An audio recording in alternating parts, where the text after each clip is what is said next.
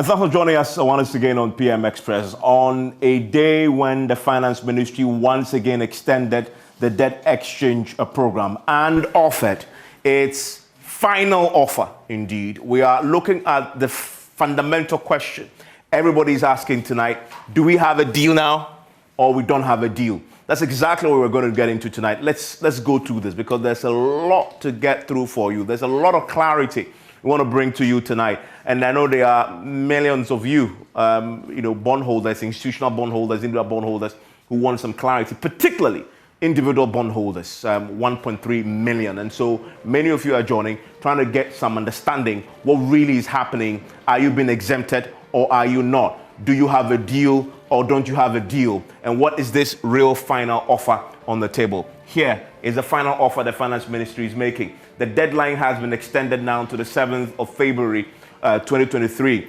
Individuals are now free. And let me make this very clear. This is the very first time in an official government communication on the debt exchange program that the Finance Ministry, the government, is saying that you are free not to participate. So that's a key point. Secondly, the Finance Ministry, however, makes the point that if you choose not to participate, your old bonds will have limited tradability. What does that mean? Stay with us. We'll explain it. We're bringing on board tonight the former boss of the Securities and Exchange Commission, Dr. Edouard Nanientri, who will help us understand what this is. He himself leads the Pensioners Individual Bondholders Forum, so he understands it. He's a giant in the industry. He will help us understand what this is when he says your bonds will have limited tradability. Then also, final discussions ongoing with organized labor and pension fund trustees. Now, this for me was a major head scratcher when I read that document. Why? Because the pensioners, the pension fund trustees, and the organized labor, they were explicitly exempted. There was a press conference, we did it on the show, by the Finance Minister, by the Labor Minister, by the TUC boss, and a whole host of other representatives from organized labor. They sat in front of the cameras and told the world they've been exempted. Today, in a new offer that has been put before the country, the Finance Ministry, the government says they want to engage them. Engage them for what? If you've exempted them, why are you engaging them? We will get you some clarity. We'll be speaking to Thomas Kwesi Esso. He is the Executive Secretary of the Chamber of Corporate Trustees of Ghana. He needs to give us some clarity. He represents the pension funds. What is happening here? Why are they being called back to engage? We'll get that clarity for you tonight. Also, in terms of the key terms, of this particular offer that has been put forth tonight, pay attention to this. If you are below 59 years, you get 10% coupon. And now your bonds will mature a maximum of 5 years. Previously, under the previous offer, you were getting zero coupon in this year, 5% next year, an average of 10% for the next 12 years. In fact, because they've divided into 12, right? Now, you get 10% this year, 10% throughout, but also your maturity is a maximum of 5 years. That is if you are below 59 years of age. If you are a retiree, that is specifically if you are above 59 years of age, you get 15% coupon throughout, including this year, and then your maximum maturity is 5 years. Again, we need to get some clarity. I mean, what's it informing this disparity in offering those above 59, those below 59, 10% and 50%? We'll get to that clarity. Now, we know now that the deadlines have been a lot. There have been 4 deadlines, all missed, all extended. Well, this appears to be the final one. We'll see, because 7th of February, the truth we will know for sure, right? First deadline was 19th of December. They didn't meet it. Now the new one is the February 7, 2023. Now, the key things that we also want to stress here to know, the total debt as of the budget presentation, it is very key because we're trying to understand that there's a lot of moving parts, even as government try to still, restructure our debt. The debt isn't standing still. The debt is moving, right? The debt action program isn't moving with it. That is why this is important. Because we know, right, if you look at the budget, the total debt we're told was 467.4 billion, okay? But if you look at the debt as at November 2022, it's jumped to 575.7 billion, 93% of GDP. And if you consider that, and this is according to the Bank of Ghana, by the way, the Bank of Ghana's own numbers, the latest numbers, telling us this. That is 93.5% of GDP. Addition of 108 billion cedis in just 2 months from when the budget was read. So I'm making the point, the debt that is being trying to be restructured is not standing still. The debt is moving, right? So does that change the ultimate goal of still bringing down the debt to knocking off 137 billion cedis? We don't know, but we did some calculations ourselves, trying to see if this BOG calculation of debt to GDP ratio holds since the debt is moving. We found something completely different. We found that if you do the 575.7 billion, a percentage of GDP, you won't get 53.5. We found you get 123.6% to GDP, right? That's what we found. We need clarity on that because it's hard numbers as far as that is concerned. And then we have a few institutions that have an agreement. And so you see red is exempted, right? Green is agreement reached, and yellow is promise of exemption. So pension funds exempted. That is, as of before tonight, they were exempted. But their name has been brought back into the conversation. Why? We'll get clarity. If you go to the bankers, the banks, the insurance association, then the security industry, all of them have an agreement in place. So they are closed, they're done. They are willing to join. The only thing that remains is they need to get administrative processes sorted out so they can join, right? But then the key big elephant in the room is individual bondholders. There's a promise of exemption, so to speak, and that's where the real controversy is.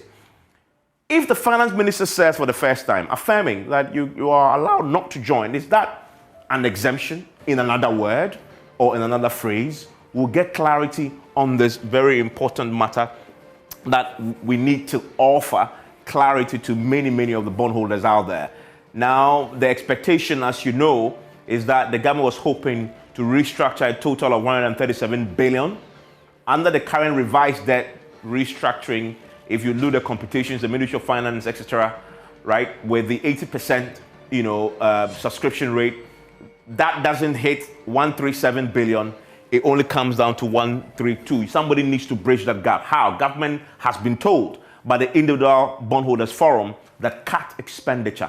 They gave them 80 billion plus cedis, right, that they can cut to make up for that. So that's way enough to make up for this. And the individual bondholders, if you listen to the Individual Bondholders Forum, they make up some 15.5 billion, right? And if you look at the computation, they're really not needed. Once you get the banks, once you get the insurance, once you get the securities, you don't need individual bondholders because you are hitting way over 88%, right? Even if you don't have them participating. So why is government still bent and determined to get them involved in this conversation? Joining me right now, do we have Mr. Esso on the line?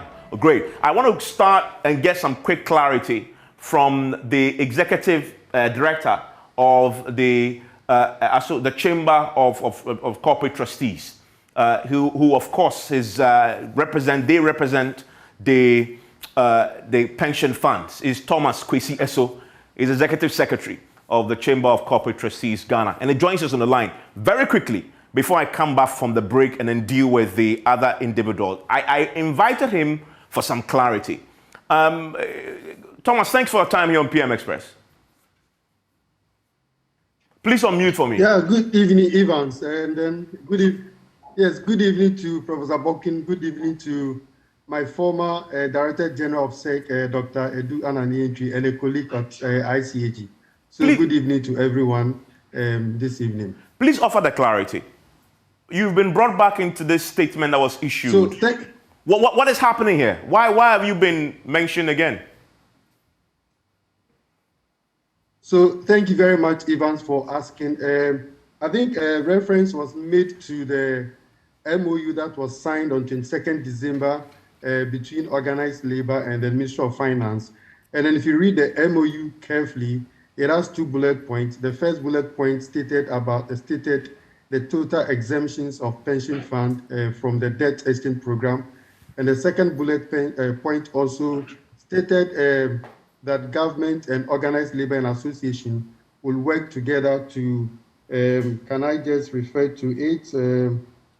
So government and organized labor associations shall, however, work together to explore mutually beneficial options within their sustainability limits and to also promote macroeconomic stability and economic recovery.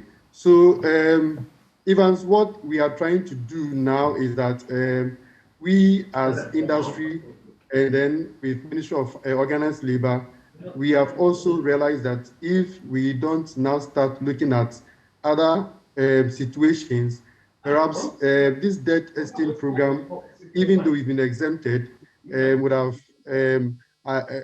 if it's passed, and then our bonds that we are holding that are being exempted, we are also looking at situations where those bonds will not become very illiquid or in our hands. Those bonds will not become untradeable on the secondary market. And therefore, we need also to work with governments to ensure that even though we are exempted, we still achieve the liquidity status of our bonds. We still find ways of trading those bonds on the secondary market so that we could be holding the bonds in our hands, but even though we be exempted, it will not become just a paper in our hands. And therefore, that is the solutions that organized labor with the pensions chamber are trying to find with the government of, the Ministry of Finance. Remember that when this debt exchange program ends, in the form that have been proposed by government, the new bonds, or that we are calling the current bonds that will be issued, the 12 bonds, they are those that will be more active and traded on the secondary market. Now, what happens to the bonds that we are holding? So that is the solutions we are trying to find with government, so that those bonds doesn't become illiquid or just a paper in our hands, and then those bonds also doesn't become untradeable on the stock market. So that is the solution organized labor plus the pensions chamber are trying to find with the Ministry of Finance. This is not an invitation of a sort for you to find a way to still participate in the debt exchange program. So, Ivan, let me take this opportunity and then communicate to all pension fund schemes that the exemption as per the MOU on 22nd December holds. No pension fund schemes will participate in the domestic debt exchange program, as has been proposed by the government and as has been agreed with the various financial sectors. So pension fund is exempted. We are not participating in the domestic exchange program. What we are trying to do is to find a solution with government so that our bonds will still remain liquid and will still remain tradable. Okay, and the finance ministry in this letter tonight make the point that if your bonds are not part of the new ones, the challenge you have is limited tradability. That's what you're trying to resolve in these conversations you're about to have with the finance ministry.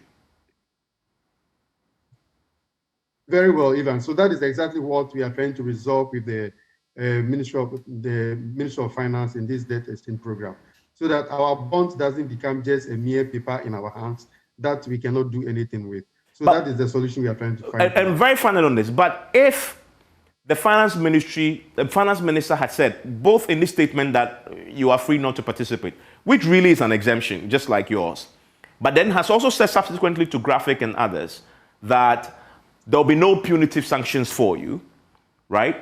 Why must there be a conversation? I mean, your bond, you hold it. You will still enjoy your original coupons, and you should be able to trade with it. Although it's limited, it's buyer and seller. It's the market that will determine that. Why is there a need to have a conversation still on that when those issues, the market will sort itself out there?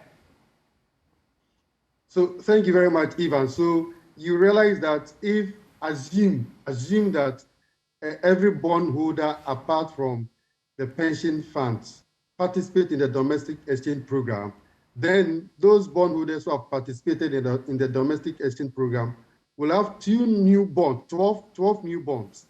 So that's what is going to do, have 12 new bonds. So the various bonds that we have, which I think cumulatively is getting to about 60 or more bonds, those bonds will be held by just pension fund schemes.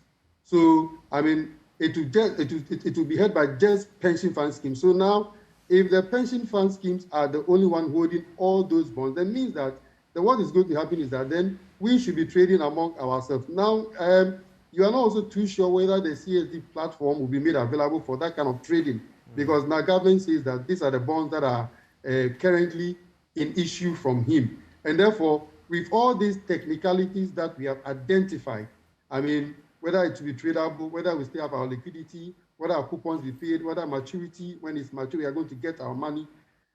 Because of all these issues, technical issues that surround our bonds, because we've been exempted, that is why we need to find a solution with that, with the Ministry of Finance, so that our bonds does not become just a paper in our hands. Fantastic. Thank you for that clarity. Thomas Kwesi, Executive Secretary of the Chamber of Corporate Trustees. He'll take leave of us right now. When I return, I'm going to be speaking to Senor Hosi, Martin Kpebu, Dr. Edu Anani Antwi, and Professor Bokwe.